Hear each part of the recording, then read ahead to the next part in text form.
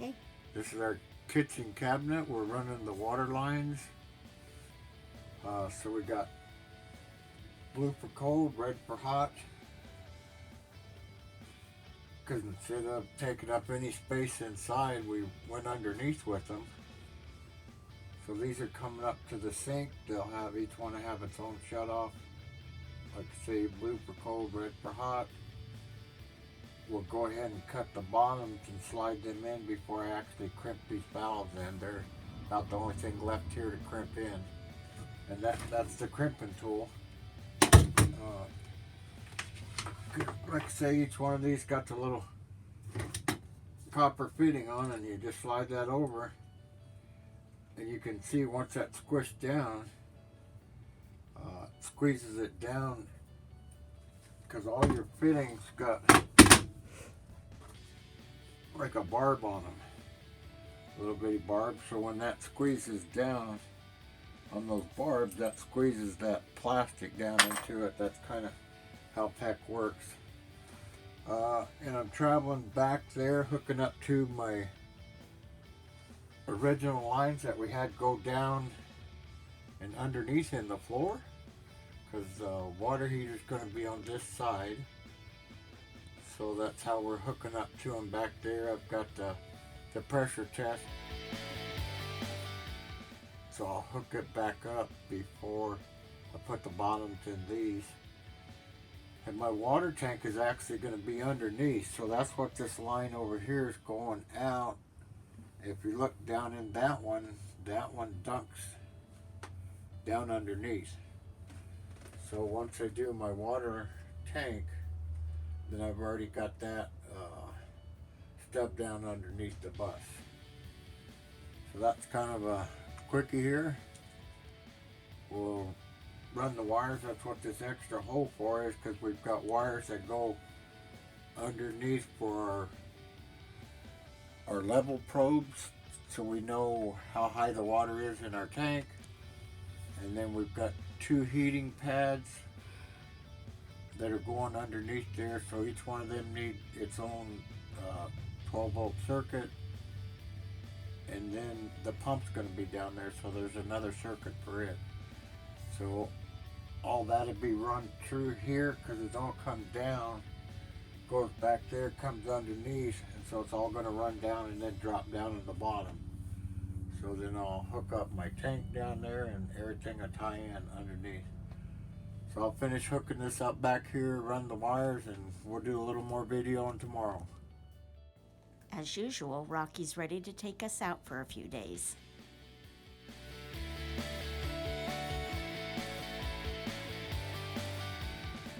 So we're getting ready to put the rest of our bottoms in. We went ahead and run all the electrical we needed to go actual underneath. And then the water line, because my water tank is going to be underneath, so that's the blue line coming in. Comes over here, feeds up to the sink. And then back behind here, it's tied in to go over to this side to pick up the water heater. And then it comes back on the red for the hot water up to the faucet here. There is 2 T's in here for like an outdoor shower or rinse the dog off. But all this is underneath. The blue tape there is kind of like the warning thing, like I did over here with the orange paint. That's telling me don't put any staples anywhere near that blue tape. So when I put the bottoms in here, I know to stay away from that, because I don't need a staple in any of that stuff. But I do have an air test on it, so if I did hit it, it would lose air quick. The wires going underneath, these are our heating pads that we're actually going to use on the water tank. And then this is for like the valves and stuff. We're going to have a couple valves down there, because these are going to, and you'll see later on, it's kind of hard to explain, but these would be kind of our water tank will be in an insulated box, and then it will have a complete metal box over the whole thing. So there won't be, there will be service access if I need to pull off an end to do something to get to the pump or something, but not normally. It's just going to stay sealed year after year. But I need to drain this water tank, and what I come up with is they're called the solenoid valves, so they work off electricity. So there'll be a switch up on our main panel. We just flip the switch and it'll open that valve and drain that tank underneath our shuttle bus here. So we don't have to worry about leaving water in it through the winter, or can we drain it or can we not, pulling off an end to drain it.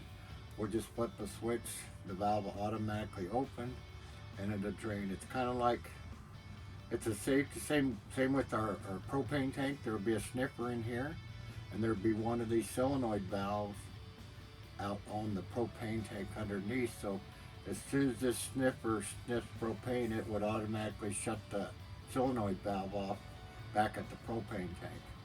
So it's kind of, they work off 12 volts. There's just a little coil with the plunger, and when you give them the negative and positive, it energizes that, which either opens and closes that valve. So it's not, you don't have to manually do it, it's done by electricity. So now I can put the bottoms in these and go on to some of the next stuff. We're gonna jump to some electrical here. We got in our stove after a couple of weeks of waiting for it, and it looks like they threw it off the back of a truck and then rewrapped it.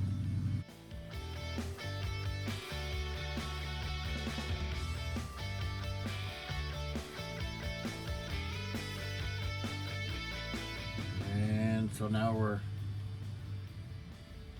playing the hard to do about getting our money back and how they're going to take this thing back, and trying to find another one. But so like our sliders, this is the slider. We've already showed you that. So it'll just come out and then it's all self-closing, goes there. The sink goes here. It'll have an under sink, and then this would be 3 sliders. So we're not going to put actual drawers, but there will be drawers on a slider. So they come out just like this, because we want things as easy as possible. And then we'll try to find a range again. So hopefully we can find one, and because that's the big hold up there. I don't want to do the top and the face until we know exactly what we're getting on the range. So that part would be a hold up. So we're going to jump to something else. We got plenty of other projects, because I got a big pile of material now.